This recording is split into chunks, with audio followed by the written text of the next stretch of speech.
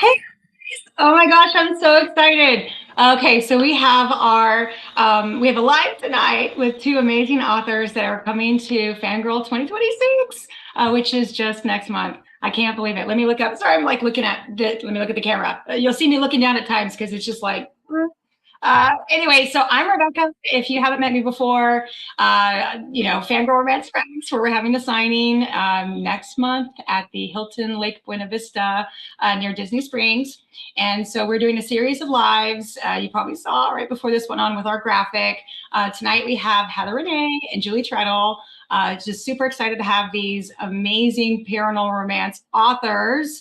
These are queens of shifter romance. And so I'm just so excited to have them here.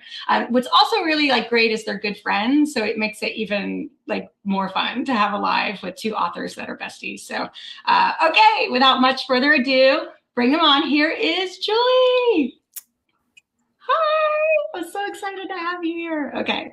And then here is Heather. Yay. Oh my goodness. How are you guys doing? Good. You doing good? Did you hit your go live button on Instagram? So that way you're also live on Insta. Yeah. Yay. Okay, cool. We're streaming everywhere. Let me put my little glasses on these days, I swear. I need them to see anything. Yeah, so we're streaming in the FanGrrrl group, the big group. We're streaming on the page. We're streaming in the authors group, in the book event group. Let's see, I actually want to pull it up so I can look at some comments there and see. And then let's see where else. My Instagram for FanGrrrl, and then your Instagram too. So it is going to be fun. Anyways, so okay. So are you guys surviving the summer? Is it super hot where you are? Yes. Probably not so much for Heather. She's up in the Pacific Northwest, but oh no, it's still hot here. Is it hot like it's hot here? It's just not humid. I saw a post where you were I think you had a semi outside your house, Heather, and then there was right? Did I just see that the other day? Yeah. So how many books was that were coming to your house? That particular picture was only half of my order, so it was about 1,250. I got a total of 2,500 books delivered this week to fulfill Kickstarters and have orders for my shop. So that was Kickstarters and then orders for your shop. So where is your shop because this is I think this is fascinating to readers, especially for indie authors or KU authors or and you are predominantly indie, right? I just trying to remember off the top of my head. Okay, yeah. So where do you guys, how do you do this? Because you're doing everything, right? You're doing the marketing, you're doing the advertising, you're doing everything. The cover designs, the store is at your house, It is, yeah. That's why I write less books now, less time in the day. But it's fun. The readers love it. These books are also for FanGrrrl. I got them and I made sure I specifically ordered them. I said they have to be here by the end of August so I can ship for FanGrrrl. So yes, awesome. What are you doing? And I want to know from you too, Julie. Are you guys doing any special editions, or what's your jazz for FanGrrrl? I was able to pull off one special edition, so I have it's actually exclusive to FanGrrrl right now, so it'll be an event exclusive. So that one I'm super excited about. I can't wait to see it. Music to my ears. And do you get a lot of books to your house too? You have a shop out of your house as well, Julie? I am working on it. My first Kickstarter will be coming up soon. So I'm hoping to get where Heather is on the Kickstarter and actual physical books. So how often, Heather, how often do you do Kickstarters? Is that something that you do several times in the year, or what's normal for that? Well, I was doing a couple a year, but I was doing backlist books. And so now I've done, I think I have 2 series left that I would do Kickstarters for. And I'll get to those probably next year. And then after that, it'll probably just be once a year when I have a new release. Right. Okay, cool. Awesome. So, okay, so special edition for FanGrrrl, and it's event exclusive. It is. which is music to my We're ears. having something just for this event. So I love those. And then Heather, what about you? How are you doing? So you have pre-orders. Is your pre-orders closed or are they still open? My pre-order is still open. I'm leaving it open until the 24th. I took all of my standard editions off because I had to order those already, but all of my special editions I have here, so I have a better control over when they arrive and make sure they're on time.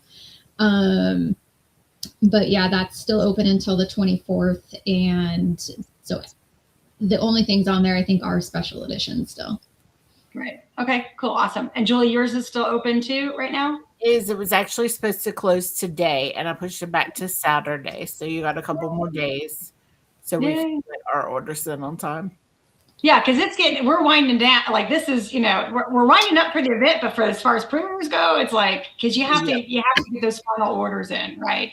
And pre-orders are so important because a lot of people don't realize, right, that you guys do, but that you have to ship your stock there a lot of times, or in some cases you may be able to drive it, but most authors have to ship their stock, and then whatever they don't sell, they have to ship back. So it's very expensive, right? So you don't have tons of books on hand, so those pre-orders really, really help to determine that, right? So yeah, it's cool. Also, we actually have a FanGrrrl pre-order that ends today. So it's like T-shirts and event exclusives and signing board. Like I'm really excited about this. Like it's our signing board. Isn't that so cute? Super cute. I can't wait to sign a whole bunch of those. You're going to be signing a bunch because we sold a ton of them. Like you're going to be signing a bunch, and I just love that it's like the Hollywood Glam event themed, for the signing. So it's like super. We've been kind of putting that everywhere, like on all the. I can't really show that. That's a secret, but I always spill all the secrets, and I usually have stuff hanging up on my doorknob, like for the lanyards and the badges and the tote, and I always have to hide them before live because I'm not supposed to show all that stuff. Get myself in trouble. So you guys go to a lot of signings usually, or Heather, you go to a lot of signings, right? Typically.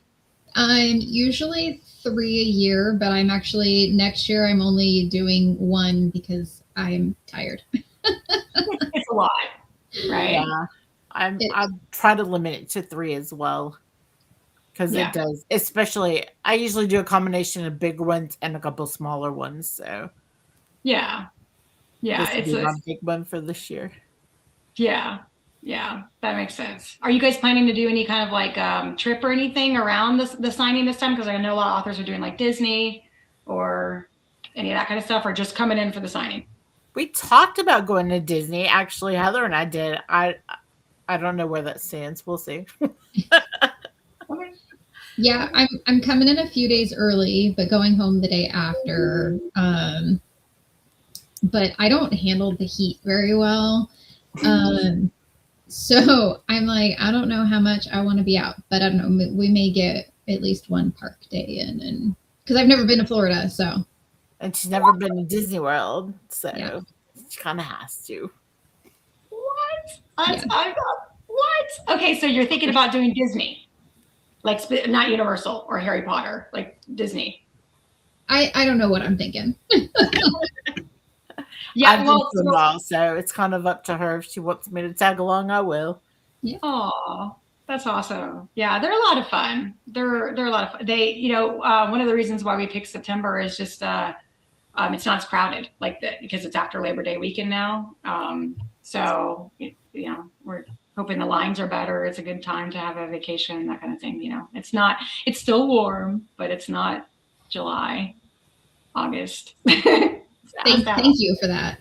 Yeah, it is brutal here right now. It's hot right now at the moment, So anyways, okay, tell me about, or tell us about how you started writing, each of you. How did you start writing? And then what is your probably your most well-known series that you consider the most kind of I don't want to say the word popular. I like to say the word well-known, Yep. You want to go first, Heather?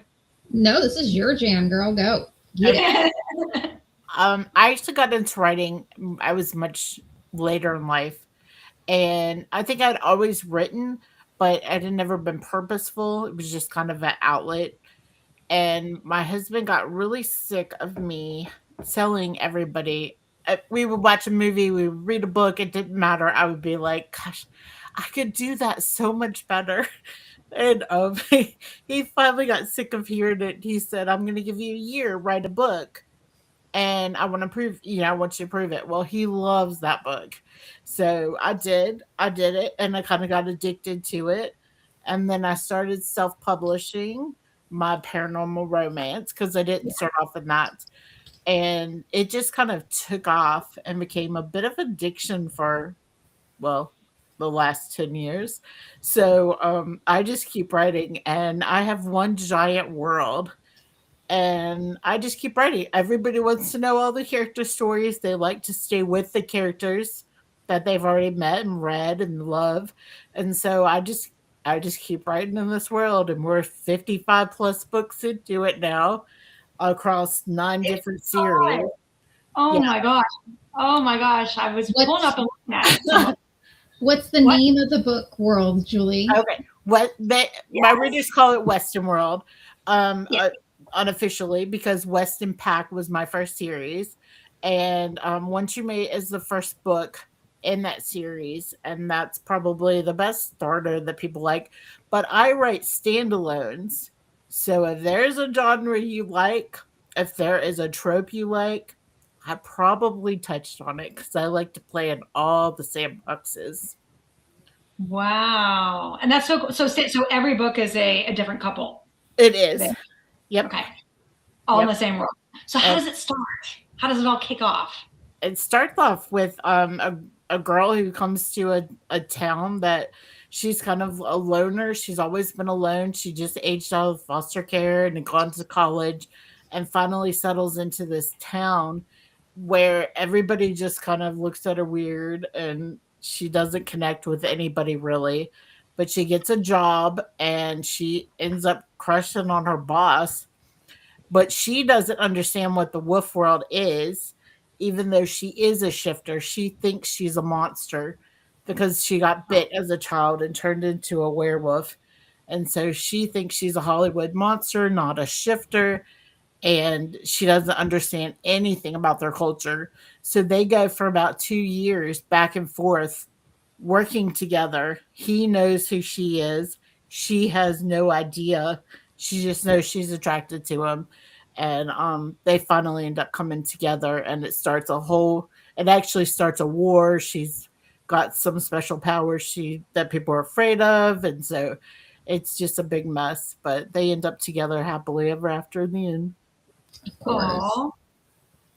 That's awesome. And so she's got it. It's a surprise for her, right? She's maybe that trope. I'm blanking right now, right? Human turned shifter, falling into the world, right? Didn't know it came from a human world. I love that about paranormal romance. Yes, it is, but she actually is a shifter. She was born that way. She just doesn't know it.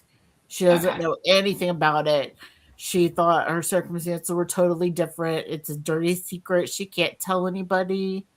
And so she does everything she can not to get close to people, and it happens anyways. Right. Okay. And I'm sure we learn all about, how she was so secluded from the rest of the, Yeah. It's all in there. So Fated Mates, right? Fated Mates. Every single book is a Fated Mates book. Even I have one book in the series that happens to be 2 humans. Even theirs is really a Fated Mate story. So a little bit of everything. That's my overall trope is shifters and Fated Mates. Awesome. And so you said you didn't initially start writing that, but you fell into it. So how did that happen? What inspired you to switch to paranormal romance? did you watch Twilight? A lot of us, right? We watch Twilight, and it was super weird. Twilight. We've actually been to the Twilight house. We did a retreat there. That was awesome. I saw the pictures on Facebook. You have to tell us all about that. Okay, but sometime in this hour, we want to hear all about it. With Once You Mate, that was the first book that started all the craziness and this whole world. And I had a dream. That's all it was. It was just a really vivid dream. And Wow. it was so vivid. I could not stop writing it. Like when I started, I wrote that book in about a week and a half. And it's not some 100,000 words. I just could not stop writing it. It was like it was crazy. I've never experienced anything like that, That's but amazing. it just kicked off from the start, and each book is just added to it. So readers love them. That's amazing. That's amazing. Awesome. Okay, so Heather, how about you? So you write shifters too, and Yes. FanGrrrl Romance. Okay, all right. So how did you get started? And I guess what would be your most well-known series? I got started because I'm very competitive. I had a friend, so I was an author assistant, and I had a friend. She was like, "Hey, we should do this writing contest where the nano writing contest that used to be around. You write a whole book in a month, or you write 50,000 words in a month." And I was like, "No, I'm not a writer. Like, I read. I'm a reader." And she just kept needling me like, "Oh, you can't do it." And I was like, excuse me? What did you tell me? Yes, I can do it. So I'm going to show you. And well, I did. And it was great. So yeah, I wrote my first book in that month. It was terrible. It is not on Amazon anymore. And that kicked me off. Cut it off. Yeah, Okay. it was, but it ignited this whole thing. Like Julie, it's just once you do it, if you know, I feel like it's for everybody. If this is what you're really meant to do, it's just this addiction. You cannot turn it off. Writing just becomes something you have to do. Mm-hmm. And that's what happened to me. I was working a full-time job and I was writing 6 books a year. Like I was hungry for the words. And yeah, I kept writing. And then I wrote my series called Luna Mart, which is wolf shifters, failed rejected mates, found family, fish out of water.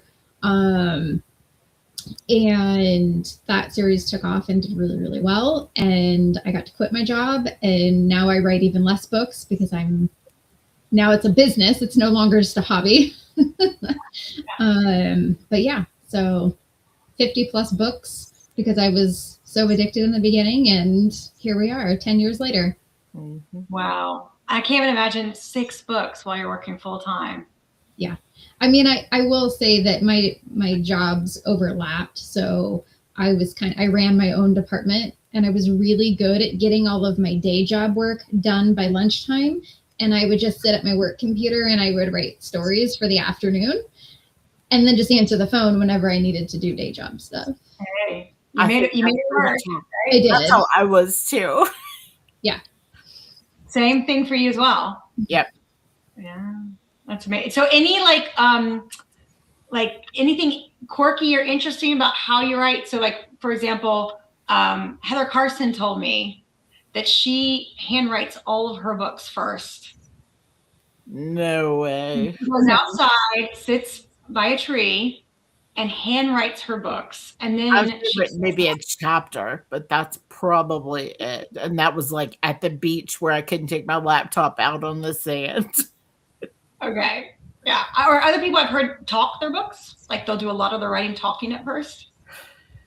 You know, so so you guys are you're at a computer, you know, wine? Is there wine around? No. No, I forget to eat. I forget to drink. I forget to do everything when I'm in the zone. Yeah. You're just like, okay, so like how long of a stint do you, are you there like 10 hours writing? Like when now you're doing it full time, or is it like, you know, a few hours here and there? What's normal for you? I'm not as methodical as Heather can be. She's more like, she likes her schedule and she schedules things, and that keeps me on track because we sprint together. I was gonna say, do you sprint? Because I know you guys are good friends. We do. We sprint together sometimes, and she keeps me on track for that. But if it's left up to me, I go in spurts. So I could sit for 10 hours and write. I could sit for 20 minutes and knock out what I need to do. When I'm inspired, I will sit for days. And it sucks because I forget to get up, I forget to eat, I forget to do everything. Wow. That's amazing. You know, the funny thing, I only learned about what sprints were relatively recently, the past few years. I think readers don't know what that means, but for authors, it's a thing. Like, you know, so for anyone watching who doesn't know, do you guys want to help explain what that means as an author when you're sprinting or you're joining a sprint? Or what's the right terminology for that? Yeah, I mean, sprinting is it. So how we do it, and sometimes it looks differently for other people. It can be one of two ways. So the way we do it is we go into a Google room, like the little Google Meet room, and we set a screen share and set a timer, and it goes for 25 minutes of work. And then we come back, we have a 5-minute break where we go, oh, how'd you do? What'd you write? Do you need help? That we just have a quick break and then rinse and repeat basically for as long as we can keep up with it. For me, I can usually only go 2 to 3 hours, and then my brain says, nope, you're done. Okay. The other way that some people do it, and I've done it this way before, writing can be very isolating, so I prefer the video chat, that 5 minute to just sit with your friend and be like, how was your day? I see you. But other people will just go into sprinting rooms. So they're essentially like a chat room with a timer, and they only message each other, or sometimes they don't message each other at all. You just know somebody is working at the same time as you. And some people really thrive on that as well. Yeah, I guess it's sort of like going into an office, right? Like for, you know, a 9-to-5 job, like going to the office and having all of your coworkers around you. It's the same kind of thing, having that structure there to kind of encourage and motivate you. That's fascinating.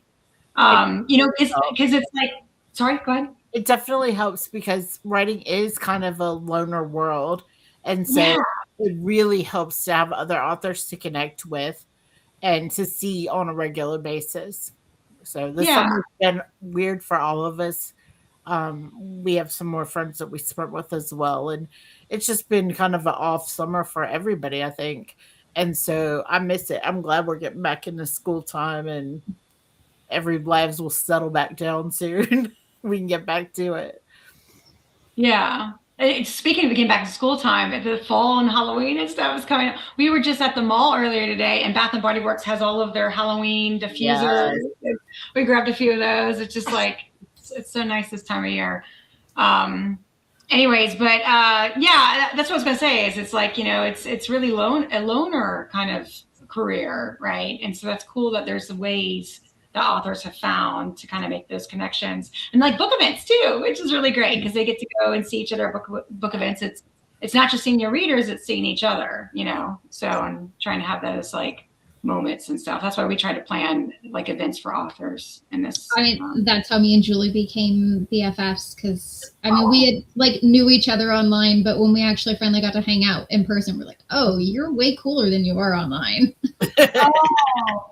That's awesome. So how long have you guys been friends? Like when did all that happen? Well, I feel like we've known each other like and talked occasionally for like the last 10 years, but we didn't really start hanging out and like going, oh, you're my kind of people till a couple years ago. Yeah. Okay. That's cool. And you vacation together sometimes, as you were saying earlier. Yeah. We have, yep. Super jelly. Thanksgiving together. We did. Both of our families were there. Yeah. Oh, that's pretty special. And you went to someone's house? That was a lot of fun. Heather put that one together, and there were 4 of us that got together, 4 authors staying in the Twilight House and going around and looking at all the different film sites and stuff. It was so fun. And they have like cutouts like of Robert Patterson in the house, don't they? Yeah. That's so cool. And you saw everything kind of because they filmed around the house too. So you said the film sites, you got to go see. Like, what did you get to go see? Like, did you get to go in the forest and see? I don't know. Like the school. We reenacted some scenes and took pictures and stuff. It was fun. We were at the school. Yep, the school, and then the lion fell in love with the lamb scene. Alley. Then we went to the cafe where Bella and her dad always eat. Did we go to the beach? I've been No. twice now. Okay, No, but but we did the alley and the we went little to the town. yep, the alleyway where the car comes. The guy, or he came in the car and swooped in. Yeah. And that same town, it also filmed Halloween Town, which Heather didn't care, but I thought that was cool. I didn't know that. I love Halloween Town. I love Halloween Town. That's awesome. Wow, that's so cool. My husband told me that scene when Robert Patterson comes driving in to save her in the alley. Like, apparently that's a really nice car. I don't know. Did you know that's like a really nice car? Like he's driving? Nope. Didn't know. I mean, Nope. My husband was like, dang, that's a nice car. Of And course he has that's seen what all he the noticed. Twilight. Sorry? I said, of course that's what he noticed. Yeah, Heather's like, we were not looking at the car. Speaking of spouses, do your spouses read your books? No. Not about paranormal books. It's just not his thing. But when I first started, I was writing post-apocalyptic, and yeah, he's a big fan of those. I love post-apocalyptic. I can't talk. Post-apocalyptic. That's awesome. So you don't write that. So you don't write that at all anymore. You just stay with. I have one book I'm finishing. I still haven't finished, but he gets on my case a lot about that. But someday I'll finish it. And then I don't know. I peddle in other stuff when I get bored or I need just a creative outlet. Yeah. So do you okay, so and I don't know if you can't answer this, don't answer this because some authors don't want to answer it. Multiple pen names. Do you only have one pen name or do you have multiple pen names? And if you can't answer it, then just say you only have one. I guess. You only have one, right, Heather?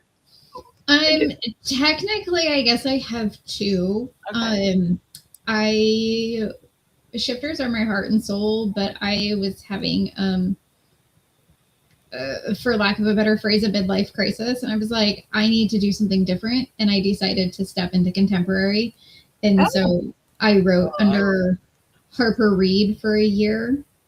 But then I ended up putting Heather Renee on the covers and titles. So it all shows up in the same place. And it wasn't a secret. I mean, it was a secret to begin with, but yeah. I'm a very compartmentalized person. And so for me, all of everything under Julie Trettel is all Western World. There's nothing else in there at this point. It's all my Western World books. And so I write under Jules Trettel. Oh. And that's kind of at all ages. And I have some fantasy, some sci-fi, some post-apocalyptic, just random stuff under that. My daughter and I actually wrote a 14-book series together when she was in high school because we homeschool, and that was her English project for a year. That's awesome. That's awesome. And so she likes to write too then? I mean, she wrote. No. Actually, she hates English. That's why we did it. She's very creative. I thought I was going to I was like, let's write a book. A book. No, she had a whole world broken out by the time we were done. Oh my gosh, that's so funny. Well, that's a cool experience though, right? Yeah, it was a lot of fun. Yeah, that's funny. Oh my goodness. Okay, so what's going on? What's your future plans for both of you for what you're writing with your series? Are you just going to keep working on that same world and expanding, Julie? Heather, are you kicking off anything new? What's on the burner? I don't know at this point, to be honest. I kind of got derailed this summer. So not really writing right now. I'm kind of focusing where Heather was a couple years ago on producing special editions, getting into Kickstarter, and working on my back series right now. So I have 2 series I'm in the middle of that I will continue to work to finish. And I have at least 2 more series on the burner down the road, but I don't know when I'm going to get to those. So we'll see. Okay. All right. Cool. And I just finished releasing a new series, and now I'm starting a whole new world. It'll be cozy fantasy standalones. Oh. So it's like Stars Hollow meets the supernatural world. Oh. Yes. It's super fun. I just finished the first book. I'm very excited for it. It's the first time I've ever done anything super cozy like that. It was a lot of fun to write. I didn't have to do a big battle scene, and that was just like the highlight of my year. But yeah, I'm a little secret that I'm finally starting to share this week is that all of my books have been independently published thus far, and this one I'm going to be trying to go traditionally published. And I submitted this book to agents on Monday, and yesterday I had somebody already ask me for the full manuscript. Yay. So That's awesome. it could mean nothing. It could be something. You never know. That's still like that's just like such an honor, right? That they want to keep reading. You know, it's amazing. That's amazing. Oh, congratulations! That makes me so happy for you. That's so awesome. Yeah, it's really fascinating what's happening in the indie space, isn't it? With like how indie authors are turning hybrid or trad, like because it's like it makes sense, right? Like for publishers, it's a proven platform, right? If they see an indie book is doing well, it's like, hey, this is your test market. Look, it's doing great. People love it. You know, it's kind of it's less risk for them, I think, to bring over an indie. So you're seeing a lot more of that these days, aren't you? Like people being converting. I think indies have much prettier books. Yeah. And I think they're trying to catch on to that. And I think they're really attracted to all the pretty books as well. Yeah. Oh, it's nice that indies, they get full say in what their book covers are. Whereas once you go trad, a lot of times, right, you don't, right? You might have some insight. I guess it just depends on the contract. But yeah, all that kind of stuff. Oh my goodness, that's so awesome. Okay, what about the spice? Do you have spice in your books, or is it just romance? Is it clean romance? Everyone always wants to, you know, we're a romance book con, so people want to know about the spice, but we do have all types at the event. It's not just super spicy. I tend to write in the middle on the spice level. And so I also write more abstract on my sex scenes and stuff. So like I've had people say, "Oh my gosh, that's so spicy. I can't believe you wrote that." And I've had other people say, "That's like reading Sweet Valley Twins." And I was like, I love Sweet Valley Twins. I love that. You know, give me up 1 star on that one. That's fine. So it kind of depends on the reader as to what they take away from it. But in general, I ride right down the middle. It's not clean and it's not clean. So Okay. Yeah. Okay. But it's not closed door. It's not fade to black. It actually does occur. We're along for the ride. It does. Yeah. All right. It doesn't get super dirty or graphic. There might be a couple that might get a little dirty, but for the most part, no. I'm kind of literally right down the middle lane. That's just where my readers really like it. The ones who like cleaner love them because they can just, you know, skip past. They're not really long scenes. And the ones who want really dirty, and so occasionally I'll write a bonus scene to go with it to appease them. Oh, that's smart. Everybody gets happy. Yeah, that's smart. Literally. Yeah. I actually did a test last year, and I wrote a book that did not have a sex scene in it. It had, you know, it had other stuff. It had all the love, it had all the drama, it had all the build up. But I got to the end and I'm like, I think this book is done. And they didn't even mate in this book. So I put it in the epilogue. And then I wrote a second epilogue that was way, way spicier. And I put down at the end, if you want really super spicy, read this. If not, here's another bonus for you. And I almost had equal parts reading both of them. So I think I could get away with whatever I want. Yeah. You know, a lot of times I think like it just depends on the book. You know, sometimes with the plot, right, you're just so engaged, you know, you don't realize it. And then also like, oh, wait a minute. the badonkadonk didn't happen. What happened? What happened there? Yeah. I mean, there were scenes, but they just never got all the way to do the deed, and that's what happened. They were busy, whatever they were, on whatever plot line was going on, right? So, yeah, that was a lot of fun. Actually, this is one of my newest books, and the readers absolutely loved it. And I'm not even sure half of them realized there was a sex scene in it.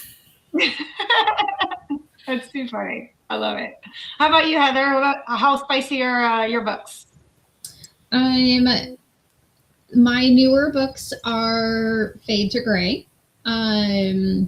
I actually don't enjoy writing those scenes. I used to attempt to do it because everybody said sex sells and this is what you should do. And I'm like, oh, okay, let's do what I should do.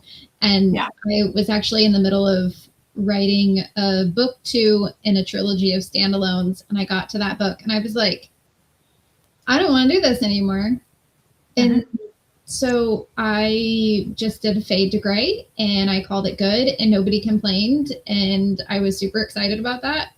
And I kept up with the whole theme for my next 5 books and nobody complained. And I'm like, cool. This most recent one that I just finished, it was one of the stories like you just said, sometimes there just isn't a place, like it would just be forcing it in. And so I didn't have a place for it and I didn't force it. And I've had beta readers and obviously an agent go, I need more. And so I'm like, okay, I'm just gonna write whatever feels right. And so you're not gonna get super spicy from me. Yeah, but you got your readers, right? And that your readers, they don't want the super spicy. They're very content, right, with what you do, and that's great, And some of my favorite books are YA romances. Like I love the Arcania Chronicles by Cressley Cole. I think it's like I cannot put that series down. And there's it's YA, and so it just depends on the plot.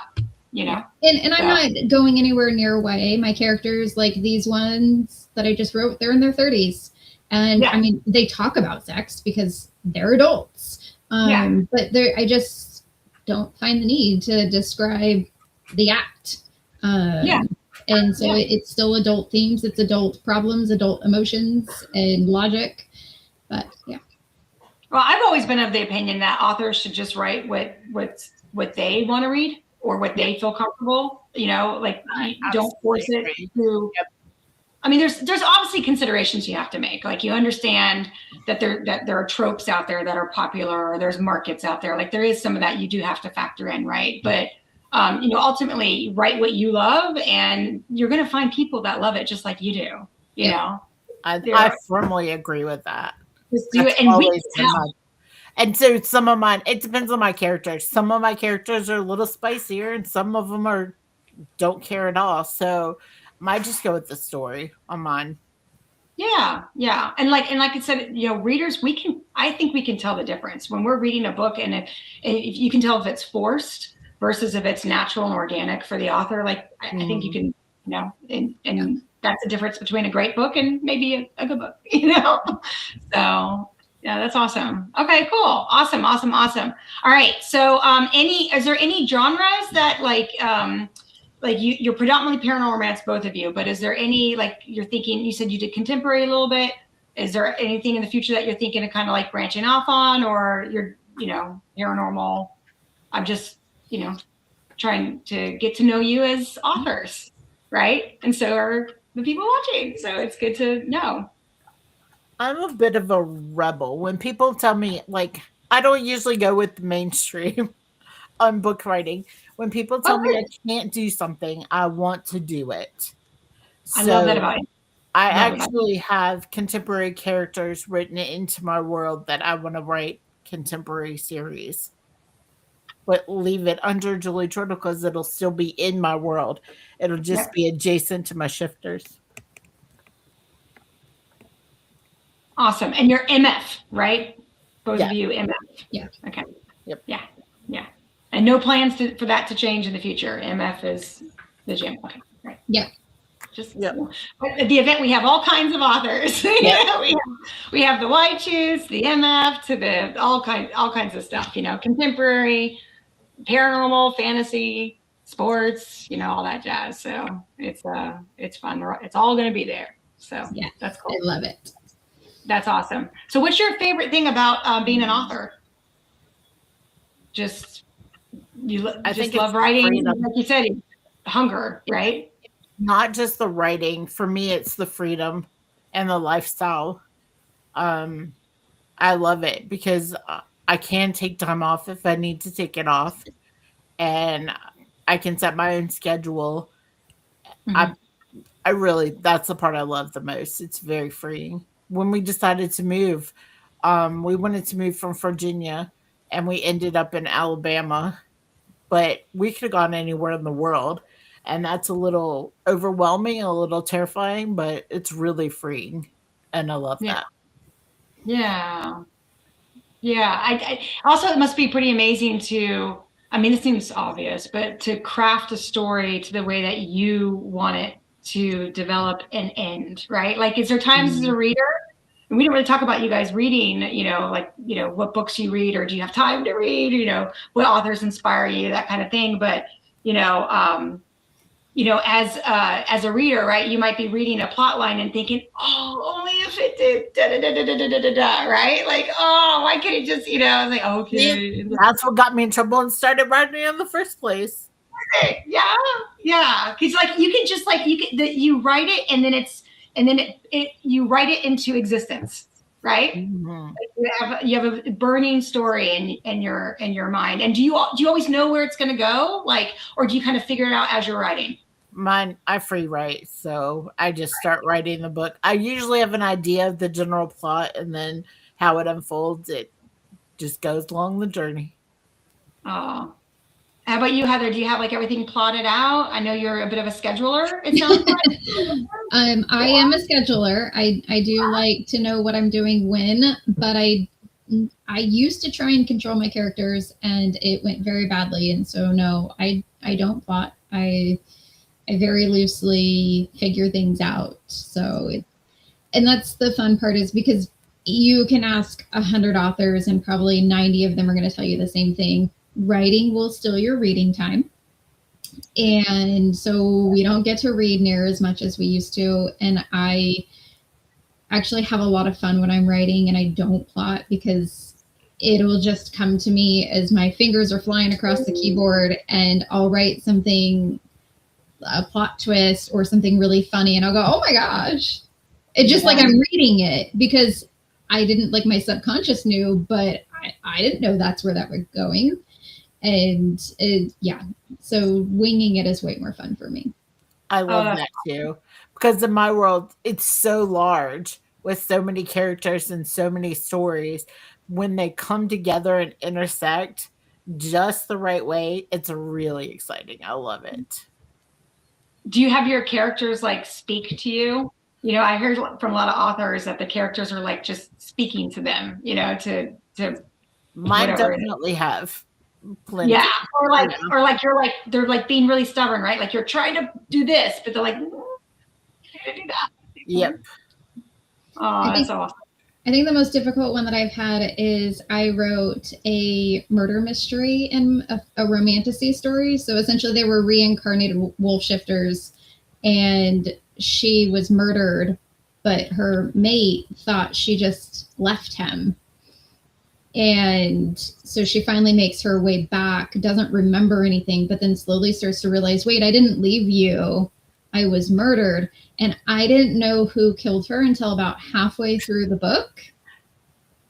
I was just, when I was writing the whodunit breadcrumbs, I was literally just trying to figure it out for myself. That's amazing. And then it all came together. And then it came together. It always comes together. Yep. That is amazing. Do you guys read for each other? Like help each other, like as beta readers or alpha readers or ARC readers or anything? Or we'll do plot help, but we don't. Yeah. Again, it's hard to find the time. We'll talk through the stories and help out like that. Yeah. Especially if you're stuck somewhere. But yeah, I've listened to our stories on audiobook now. You have. I do. They're good stories. Yeah, yeah. You guys both have done really well, you know. Okay, so you're predominantly wolf shifters. Do you have any other supernatural creatures in your books? Or just wolves? Mine, Just wolves. I've debunked just about everything, but mine aren't just wolves. I have shifters of all different animals. Okay. So shifter. So not necessarily like werewolves, but shifter specifically. Majority of mine are wolves, but yeah, it's shifters. I What have type a of squirrel that people love. Do you? Yes. Is that like your comic character? I Like put him in there for comic relief because I was going to kill somebody. And I knew I was going to kill him and I needed some comic relief. And my readers love, let's him. They love him. His name's Chad. And yeah, I get spam with Chad memes all the time. Do you? So that's a fan favorite character for sure. For sure. What about like your alpha males? Who's your fan favorite character? You have a different male every book? Yeah. That's debatable and people will argue it to the death on that one. Okay, well that's good. That's what you want. Yep. Right? You probably love them all. I do. I mean, I have my favorites, but I do love them all. And I'll go back and read one of my books and fall back in love with them because I don't think I remember what I necessarily wrote. So yeah, you read your book, you're like, dang, I wrote that. it does happen when you go back and read, especially the ones that are like several years old and you've written a bunch of since then and you're like, wow, this was really good. Like, that's awesome. Shocking. I love that. That's awesome. I love that. Okay, Heather, do you have any kind of fun characters or like a squirrel, like anything like a side comic relief character or other creatures? I don't have any like random like squirrel type things. I have dabbled in a couple of things. I have a fae series. I have vampires. I have witches. In my last complete series for the Ashmark, I like to write kooky grandmas. So my comic relief is usually grandmas with no filters.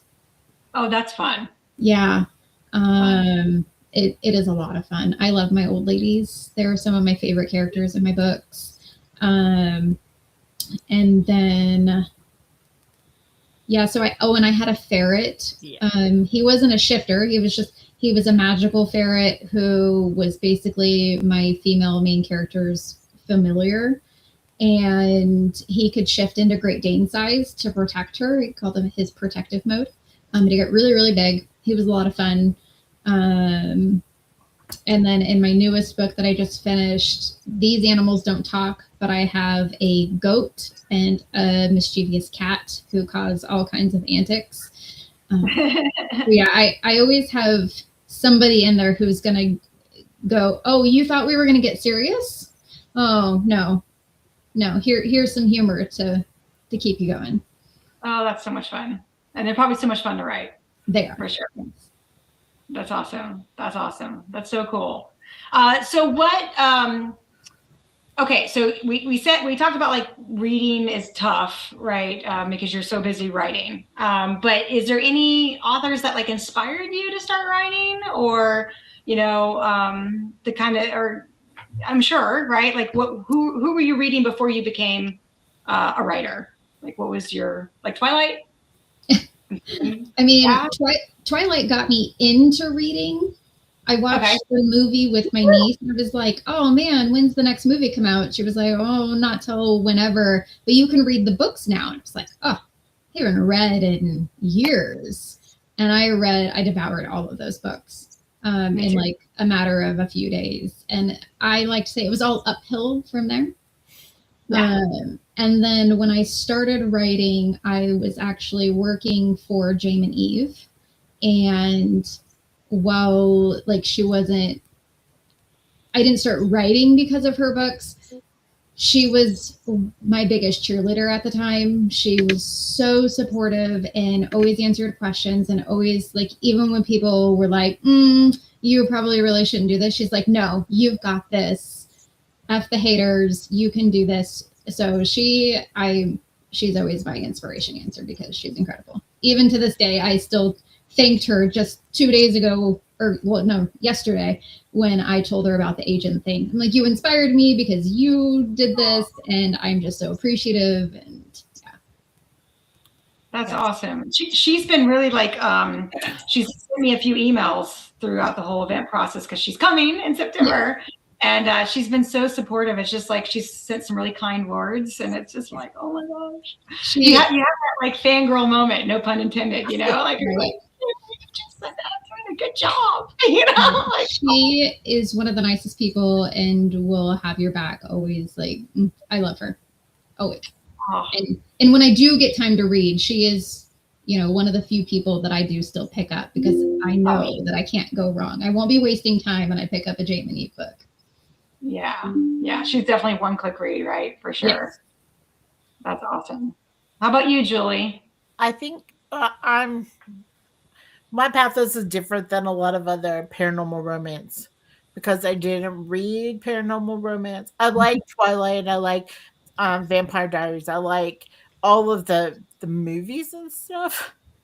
I didn't read a lot of the books. So I had no foundation on paranormal at all.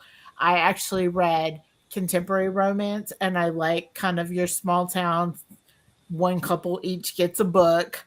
You know, Yeah. I was reading a lot of like Melanie Shawn and Melissa Foster, Max Monroe, and those type of authors when I started writing. And so I took a paranormal world, and I really wrote more on the contemporary line in that style. And I think, you know, so it kind of blended the best of both worlds, in my opinion. Oh, yeah. That's awesome. That's awesome. Oh my gosh. Well, this has been absolutely amazing, you guys. This has been such a fun time. So just to remind everybody, what is your next upcoming projects, if you want to repeat one more time, and then like your pre-order when it closes for the event, and that you're coming and you're supporting the event. I didn't mention that your sponsors, both of you are sponsoring. So thank you, because like events need sponsors, let me tell you. So we need it, trust me. So that's just absolutely amazing, and I really appreciate it. Thank you so much, both of you, for sponsoring. Okay, so let's see, pre-order deadline, when your date cutoff is. I know you extended yours, Julie, but if you could say it one more time for everybody. Saturday, this coming Saturday. I don't know what date that is, but this Saturday. Okay, and I have a comment here that someone says that your event exclusive is absolutely gorgeous. Thank by the you. way. So there you go, guys. Go get excited about it. Yes, that means event exclusive means.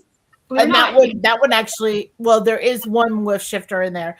It's mostly Raven shifters on that series. Raven shifters. Mm-hmm. Oh. So that is my Raven world, and it's 4 full books in one omnibus. So it's a big fat girl. I always get confused by ravens and crows. Which one goes for the shiny, sparkly stuff? Ravens. Oh, okay. And that's actually that's the theme of one of them. It's called Shiny Things, and that actually we tick on that. Really? Oh my gosh! I can't believe I didn't know. I just said that. What a plug for that, right? That's awesome. Okay, and how about you, Heather? My pre-order will close on the 24th. And I do have one event exclusive. It is almost sold out. I don't know if I'll actually end up having any at the table because I only have a limited copies, and once they're gone, they're gone. But yeah, lots of special editions, lots of edges, lots of foiling, lots of art, lots of goodies. Yep. So that's why it's so important to get the pre-orders in, guys, before the deadline happens, because they may not have the stock at their table. Yep. And the way that it works, right, with events, when everyone goes in the room, right, and then they run off to their authors and gobble, gobble, gobble, right? So you want to get it as soon as possible. So that's awesome. Okay, you guys. Well, and thank you to both of you for doing the event exclusives, because we love it. So thank you, guys. This has been so much fun. I cannot wait to see you in September. Thank you. You. All right.